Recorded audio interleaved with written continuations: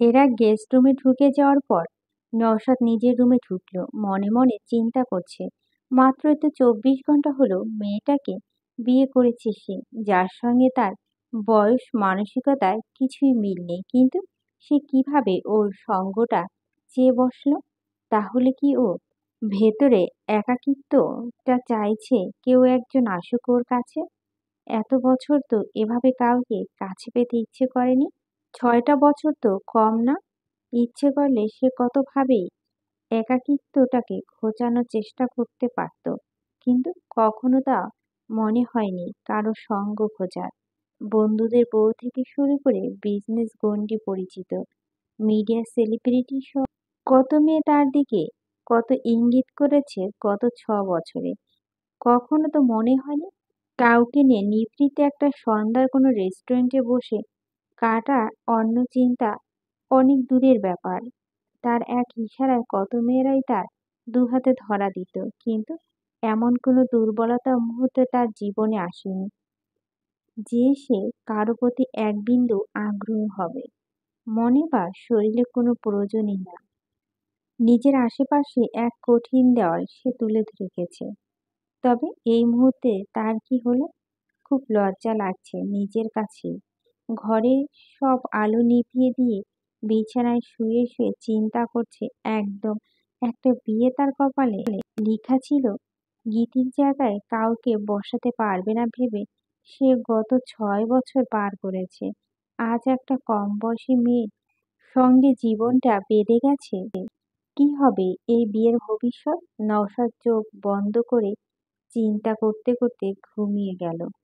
ফজরের নামাজের পর নওশাদ অনেকক্ষণ ঘুমালো। অন্যদিন অফিসে যাওয়ার আগে হাঁটাহাঁটি করে আজ রুম থেকে বের হয়নি। সোয়াবের নওশাদের রুমে দরজা নক করছে। গতকাল তার মায়ের শরীর খারাপ থাকায় সেই বাসায় ছিল না। নওশাদের লাগেজও গুছিয়ে দিতে পারেনি, এখন তাড়াহুড়া করে গুছিয়ে দিতে হবে। নওশাদ দরজা খুলে দিল। সরি মামা, আপনার লাগেজ গুছানো হয়নি, এখন গুছাবো। আপনি কি শরীর খারাপ? না, ঠিক আছি। কালকে অনেক রাত পর্যন্ত রেজাউন আর সুমনা ছিল, তাই ঘুমাতে দেরি হয়ে গেল। সোয়েবের নওশাদের লাগেজ গুছিয়ে দিল। সোয়েবে, আমি আজ আর অফিসে যাব না, সোজা এখান থেকে এয়ারপোর্টে যাব। ঠিক আছে মামা। ব্রেকফাস্ট করতে চাই, চলেন মামা। তুমি যাও, আমি আসছি। নওশাদ একটা আকাশি পলকি শার্ট আর নেভি ব্লু ট্রাউজার পরে রুম থেকে বের হয়ে এলো। গেস্ট রুমে দরজার সামনে এসে কিছুক্ষণ দাঁড়ালো, এরপর সোজা সিঁড়ি দিয়ে নিচে নেমে এলো। ডাইনিং টেবিলে সোয়াবের অপেক্ষা করছিল। নওশাদ চেয়ারে বসে আনারের মায়ের দিকে তাকিয়ে বলল, তোমার নতুন আম্মা উঠেছে? জি স্যার, ডাকতাম? না থাক, ওর ব্রেকফাস্ট নিয়ে এসো রুমে। সোয়েব মনে মনে চাইছিল মামা যাকে বিয়ে করে এনেছে তাকে দেখতে, কিন্তু কালকে অফিস থেকে সোজা তাদের বাসায় চলে গিয়েছিল, এখন পর্যন্ত দেখা হয়নি। অবশ্য এত তাড়াহুড়ার কিছু নেই, একই বাড়িতে যখন থাকা হচ্ছে দেখা হবে। সোয়েবে নওশাদে বলল, মামা, বিথি আর জুথি খালামণিরা যদি আসে বাসায়? বুঝলাম না। নওশাদ চোখ তুলে সোয়েবের দিকে তাকালো। না মানে আপনার অনুপস্থিতি এসে যদি ঝামেলা করে মামির সঙ্গে, তাই বললাম। না, এসব করবে না। আর তুমি তো আছোই, ওদের সামলে নিও। জি মামা। সোয়েব আব্বা এবং হেরা দুজনই খেয়াল রাখতে হবে তোমার। আপনি চিন্তা করবেন না, আমি আছি মামা।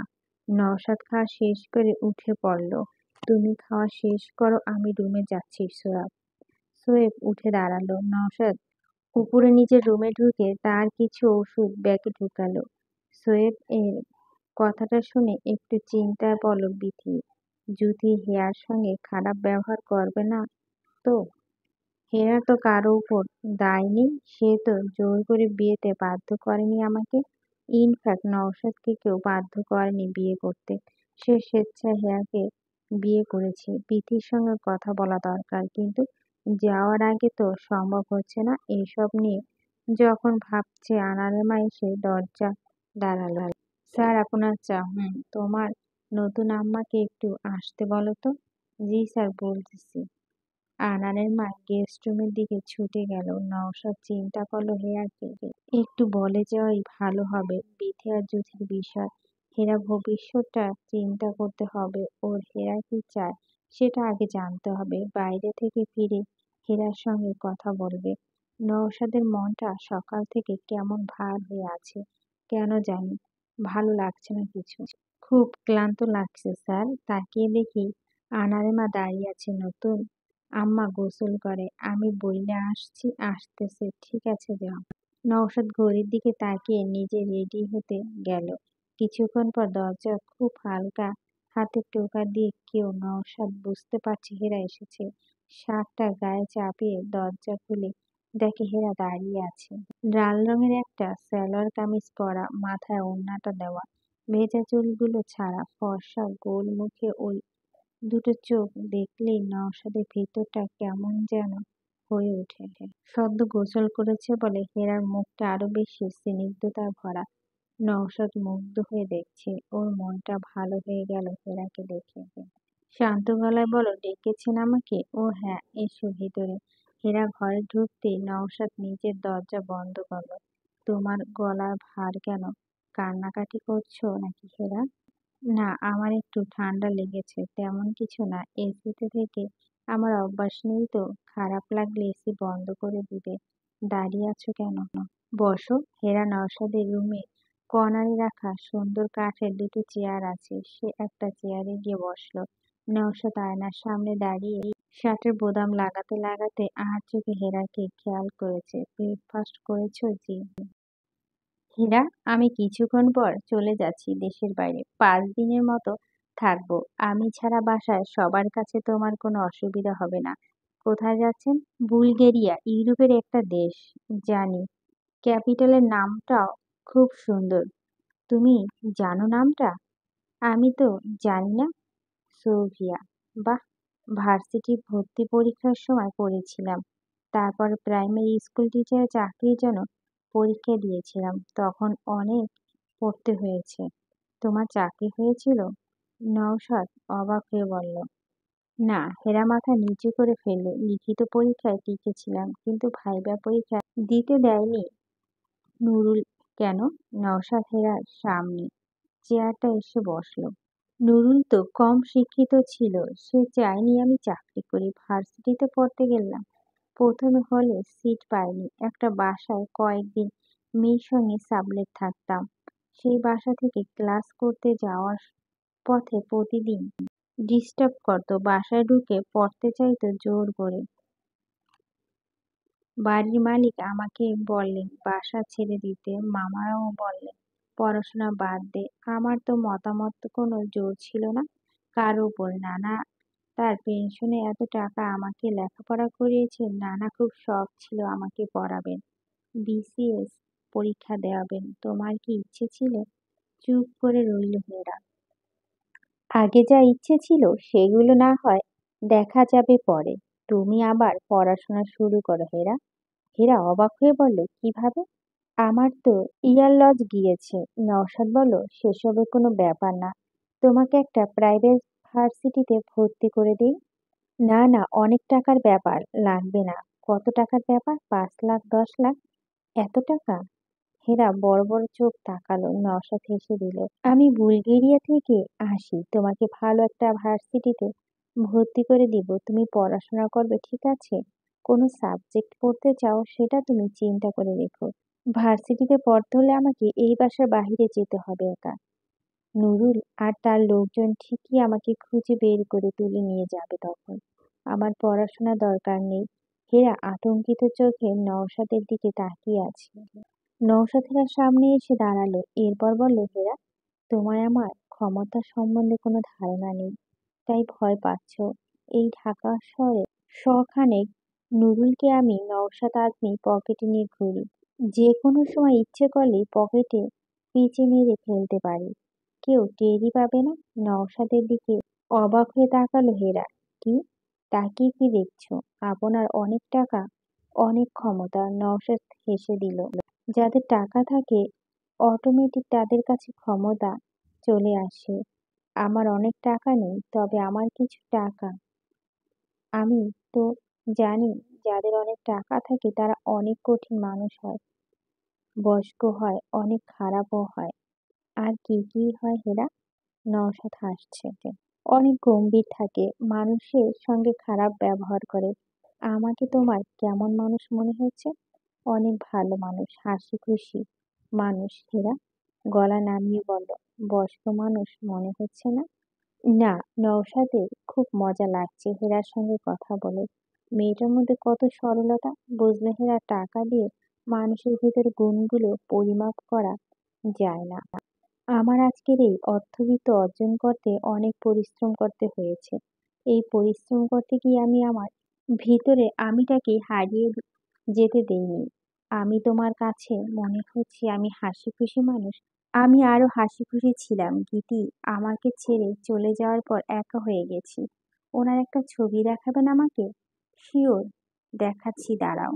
নওশাদ বেড সাইডের ড্রয়ার থেকে গিরিশ ওই ফ্রেমটা বের করলো।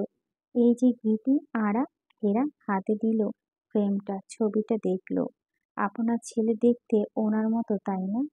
পাশে রাখা নিশালের ছবির দিকে তাকিয়ে বলল হেরা।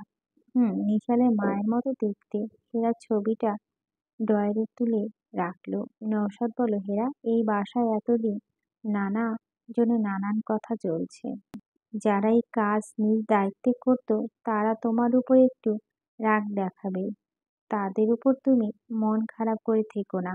ওরা সবাই আমার আপনজন। আমি নিজেও ওদের উপর রাগ করে থাকতে পারি না, কষ্ট দিতে পারি না। কিন্তু হ্যাঁ, এটা সত্যি, তুমি এখন আমার পার্টনার অফ লাইফ। তোমাকে কেউ কষ্ট দেখ সেটা আমি মেনে নিব না। তোমার যে কোনো সমস্যা হলে সবার আগে আমাকে জানাবে। কেউ কোনো কথা শোনালেও এরা মাথা নিচু করে নওশাদের কথাগুলো শুনছে। বিথিকে তো ওই দিন দেখলে, ও একটু রাগী টাইপের, মাথা গরম করে তোমাকে কিছু বলে ফেলতে পারে। আমি খেয়াল রাখছি সেরকম কিছু যেন না হয় কখনো। তারপর তুমি আমাকে বলবে। ও মেয়ে হিসেবে খুব ভালো, বুঝলে তো। হঠাৎ বিয়ে করেছি তাই সবাই একটু শখ আছে। আর কেউ বিয়েটা কিভাবে হলো, কোন পরিস্থিতি হলো, তোমার সঙ্গে আমার পরিচয় কিভাবে হলো, কখনো প্রশ্ন করলে বলবে সবাই। সব প্রশ্নের উত্তর আমি দেব। আমাকে প্রশ্ন করতে, ঠিক আছে? কিছুক্ষণ চুপ থেকে নওশাদ বলল, তোমাকে একটা কথা জিজ্ঞেস করব হেরা। তোমার বাবা মা বেঁচে আছে? হেরা মাথা নিচু করে ফেলল আবার। জি, বেঁচে আছে। তাহলে তাদের যে দেখলাম না। স্যার তোমাকে মানুষ করেছেন কেন সেটা বুঝলাম না। আমার বাবা সিঙ্গাপুর থাকেন। আমার যখন 5 বছর কি 6 বছর তখন তিনি কোথাও যেন আরেকটা বিয়ে করে ফেললেন। আমার মা আর আমাকে নানা ভাই নিজের কাছে রেখে আসেন। তখন নানা ভাই স্কুল পড়াতাম আমি। আমার মা, তিনি কোথায়? আমি যখন ক্লাস 4-এ পড়ি তখন মা আমাকে ফেলে একজনের সঙ্গে পালিয়ে চলে যান। আসলে ওই সংসারে আমাকে নিতে চায়নি আর মামারা আমাকে রাখতে কেন তাই কাউকে না জানিয়ে মা হঠাৎ একদিন চলে গেলেন। নানা ভাই আর নানু আমাকে ফেলতে পারেনি, তাই অনেক কষ্ট করে মামা মামিদের ইচ্ছের বিরুদ্ধেই আমাকে বড় করছেন। তারপর যখন ক্লাস 9-এ পড়ি তখন থেকে শুরু হয় গ্রামের ছেলেদের অত্যাচার। আমি বাড়ি থেকে বের হতাম না। যা বাবা মা এভাবে তাকে ফেলে চলে যায় তার জীবনে যে কতটা দুর্বিষহ আপনি কল্পনা করতে পারবেন না। গ্রামের মহিলারা আমাকে নিয়ে সারা জীবন কত হাসি তামাশা করত। এমনকি আমার 2 মামি সারাক্ষণ উঠতে বসতে মায়ের জন্য কথা শোনাতেন। ঘরের বাইরে কি এক যন্ত্রণার জীবন আমি পার করেছি আমি জানি, আর নানা ভাই জানে। এরা কিছুক্ষণ চুপ করে রইল। নুরুল ছেলেটা আমার এক ক্লাসে পড়ে পড়তো আমাদের স্কুলে।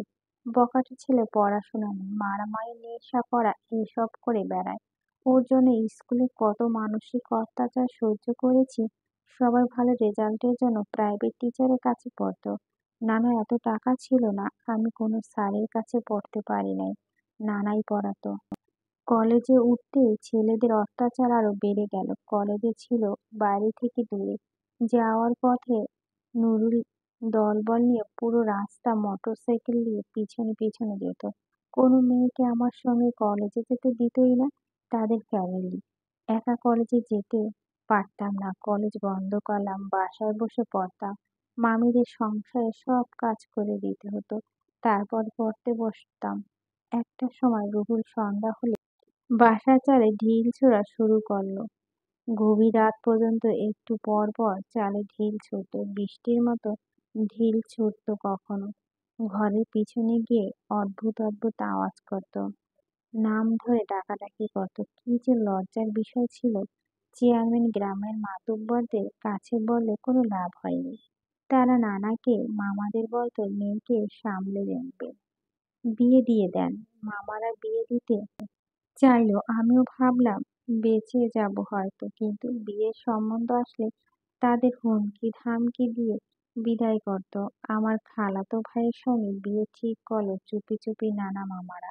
কোথাও থেকে শুনলো রুহুল ওই ছেলে মেরে পা ভেঙে দিল। খালাতো ভাইটা তার বিয়ে করতে চাইলো, কিন্তু খালু আর তাদের ফ্যামিলি রাজি হলো না। আমি ভয়ে চুপসে থাকতাম। নানা বলতো আল্লাহকে ডাক, একদিন আল্লাহ রহমতের ফেরেশতা পাঠাবে, সেই দিন কোনো রুহুল কিছু করতে পারবে না দেখিস। আমি রাতভর তাহাজ্জুদ নামাজ পড়ে কাঁদতাম। কিছুক্ষণ দম নিয়ে হেরা বলল, এইচএসসি পরীক্ষা দিতে পারতাম না ভেবেছিলাম। হঠাৎ মোটরসাইকেলে চুরি আওতায় রুহুল আর তার লোকজন ধরা খায়। সেই মাসে আমি পরীক্ষা দিয়ে ফেলি, কিন্তু 2 মাস পর যাদের নিয়ে আবার চলে আসে সব। দুটো গোল্ডেন 5 পেয়েছি, পড়াশোনা করা হলো না আমার। নানা ভাই বলতো পড়াশোনা করলে মুক্তি পাবি, যা পাবি শুধু পারবি। বিদ্যা কখনো বিফলে যায় না। আল্লাহকে ডাকলাম, তাই ওরা আমার গায়ে হাত তোলার আগেই আল্লাহ হেফাজত করেছেন। কিন্তু কেউ তো বিশ্বাস করলে না। আপনি বিশ্বাস করেছেন তো আমাকে? হেরার চোখ দিয়ে পানি পড়ছে। নওশাদ হেরার মাথায় হাত রাখলো। আমি তোমাকে বিশ্বাস করছি হেরা। আমি কথা দিচ্ছি তোমাকে তোমার যত পড়াশোনা করতে ইচ্ছে করবে আমি করাবো। আর ওই রুহুলদের নিয়ে আতঙ্কিত হওয়ার কিছু নেই। আমি আসি, এখানে বসে ওদের আমি টাইট দেব। না থাক, ওরা অনেক ভয়ঙ্কর। পরে আমার জন্য আপনার ক্ষতি করুক আমি চাই না। আমার ক্ষতি করার সাহস পাবে না। আমি বললাম না ওদের মতো গুন্ডা আমি পকেটে নিয়ে ঘুরি? ঠিক আছে, তুমি যখন ভার্সিটিতে যাবে তোমার জন্য আমি পার্সোনাল সিকিউরিটি দেব, যে তোমাকে প্রোটেক্ট করার প্রয়োজনে লাইসেন্স করে অস্ত্র নিয়ে হেসে দিল হেরা। এত কিছু লাগবে না। তুমি নওশাদ, নাজনীন রেসপন্সিবিলিটি দেখো সে কি করতে পারে তোমার জন্য। নওশাদও হাসছে। মন খারাপ করো না। আচ্ছা, তুমি আসার পর তোমার নানার সঙ্গে কথা বলোনি? তিনি হয়তো চিন্তা করছে। তুমি একবার কথা বলবে আজ? না থাক, যখন ইচ্ছে হবে ফোন দিয়ে কথা বলো, ভয়ের কিছু নেই। ঠিক আছে, আপনার গোছানো শেষ? কখন বের হবেন? এই তো আধ ঘন্টার মধ্যে। সুমনা আসতে পারে তোমাকে নিয়ে যেতে। তুমি যেতে পারো তোমার ভালো লাগলে ওর সঙ্গে। ঠিক আছে। ও আচ্ছা, একটা কথা হেরা, তোমার কিছু লাগলে আনারের মাকে বলবে, কিংবা লিখে দিও, রিয়াজকে দিয়ে এনে দেব। মৃদু গলায় হেরা বলল, আমার একটা জিনিস লাগতো। হ্যাঁ বলো। আমাকে আমি বলে দিচ্ছি। হেরা চুপ করে রইল। লজ্জা লাগছে ওর চাইতে, কারো কাছে কিছু চাইতে এমনিতে খুব লজ্জা লাগে, ওনার কাছে চাইতে আরো লজ্জা লাগছে। চুপচাপ কেন, বলো কি লাগবে? নওশাদ হ্যান্ডব্যাগ এর প্রয়োজনীয় কিছু জিনিস ভরতে ভরতে তাকালো। আমাকে কাচে বা অন্য যে কোনো ইমিটেশনের এর একজোড়া চুড়ি এনে দিতে বলবেন কাউকে। আমার নানু বলতো বিবাহিত মেয়েদের হাত খালি থাকতে নেই, অমঙ্গল হয়। হাজবেন্ডের শেষ কথাটুকু বিড়বিড় করে বলল হেরা। নওশাদ অবাক হয়ে তাকালো। হেরা নিজের পায়ে আঙ্গুলের দিকে তাকিয়ে আছে। মেয়েটা লজ্জা পাচ্ছে ওর সামনে, কিন্তু এই লজ্জা মাথা মুখটা দেখতে নওশাদের এক ভালো লাগছে। মনে হচ্ছে সময় থেমে যাক, ও এই মুখটা অনন্তকাল দেখতে থাকুক। তার মঙ্গল অমঙ্গলের চিন্তা করছে মেয়েটি। অনেক বছর পর কেউ তার জন্য অলংকারে সাজতে চাইছে। বোকা মেয়ে, জানে না দু হাতে কারো ভালো মন্দ আটকে থাকে না। ঠিক আছে হেরা, আমি কাউকে বলে দিব। এক কাজ করো, সুমনাকে বলে দিই আমি, ওর সঙ্গে গিয়ে পছন্দ করে কিনে আনো তুমি। না থাক, আপনি আসুন, তারপর আমি যাব না কোথাও। ঠিক আছে, আমি এনে দিতে বলছি। সোয়েব হুট করে দরজা খুলে রুমে ঢুকে পড়ল। এতদিনে অভ্যাস তার, কিন্তু আজ রুমে ঢুকে সে পুরো হতভম্ব হয়ে গেল নওশাদ আর হেরাকে দেখে। এই প্রথম সে হেরাকে দেখছে। তার মুখ দিয়ে কোনো কথা বের হচ্ছে না, শুধু তাকিয়ে আছে। তার মনে হচ্ছে একটা পরী হয়তো চলে এসেছে ঘরে। নওশাদের ডাকে তার হুঁশ এলো। শোয়েব, তোমার সঙ্গে পরিচয় হয়নি হেরা, তাই না? সরি মামা, আমি জানতাম না। সরি, ইটস ওকে হেরা। ও আমার ভাগ্নে শোয়েব। ও আমার খুব প্রিয় একটা মানুষ। আমার অ্যাসিস্ট্যান্ট থাকে এই বাসায়। তোমার যা লাগবে, যে কোনো অসুবিধা হলে ওকে বলবে। জি। শোয়েব হেরাকে, তার তো বুঝতে পারছো। জি মামা। Now she is your another responsibility. আমি থাকবো না। নানা ভাইয়ার ওর খেয়াল রেখো। জি মামা, আমি নিচে যাচ্ছি। মামা আপনি আসেন। আচ্ছা, কি বলতে এসেছিলে? আপনার পাসপোর্ট আর ল্যাপটপ ঠিক মতো ঢুকিয়েছেন কিনা সেটা বলতে এসেছি। নিয়েছি। আমি যাই, আপনি আসেন। সোয়েবের যাওয়ার সময় আরেকবার হেয়ার দিকে তাকালো। ওর চোখ মুখে মুগ্ধতা, হতভম্ব ভাব কাটছে না। বিথি খালামণি তো ঠিক কথাই বলেছে, কম বয়সী একটা মেয়ে। এত সুন্দর কোনো মেয়েকে সে সামনাসামনি কখনো দেখেনি। মেয়েটা কিভাবে হলো এখনো মামা তাকে বলেনি। এখন তার খুব জানতে ইচ্ছে করছে। নওশাদ আর হেরা রুম থেকে বের হয়ে এলো। নওশাদ আর আব্বা ঘরে গিয়ে বিদায় নিয়ে এলো। তারপর দুজনে ড্রয়িং রুমে এসে বসলো। সোয়েব কি সব ফাইল এনে দিল। এগুলির সঙ্গে গুছিয়ে নিল নওশাদ। হেরা সোফায় বসে দেখছে নওশাদকে। নীল কোট আর গ্রে কালারের প্যান্ট পরা মানুষটাকে কত সুন্দর লাগছে। কি অদ্ভুত সুন্দর করে কথা বলে সবার সঙ্গে। আজ 3 দিন হয়েছে বাড়িতে এসেছে। সে কিন্তু কারো সঙ্গে একটু উঁচু গলায় কথা বলতে দেখেনি। সেদিন বিথি নামে মানুষটা এত রাগারাগি করলো, কিন্তু এই মানুষটা একটু বিচলিত হলো না। হেরার সঙ্গ কত সুন্দর ব্যবহার করে। যত দেখছে মানুষটাকে তত মুগ্ধ হচ্ছে। হেরা তার বিবাহিত স্ত্রী, ইচ্ছে করলেই হেরাকে সে নিজের অধিকার দিয়ে দখল করে নিতে পারে। হেরা বাধা দেওয়ার কোনো অধিকার বা উপায় নেই, কিন্তু না, তিনি একবারও সেরকম চোখে তাকাচ্ছেও না। হেরার কাছে অদ্ভুত লাগছে ব্যাপারটা। সারা জীবন তো এক দুইজন ছাড়া সব পুরুষই দেখলো, যারা চোখের দৃষ্টি দিয়ে গিলে ফেলে দিয়েছে তাকে। কিন্তু এই মানুষটা তো তাকে শুধু অবাক না, মুগ্ধ করে দিচ্ছে।